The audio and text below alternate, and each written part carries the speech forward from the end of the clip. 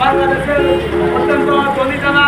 এরপরে রয়েছে আমাদের ফেনী জেলা, ফেনী আপনারা তাই ফেনী নোয়াখালী লক্ষ্মীপুর এবং কুমিল্লার কিছু অংশ, যেমন সাতপুরের কিছু অংশ আমাদের নোয়াখালী ভাষায় কথা বলে।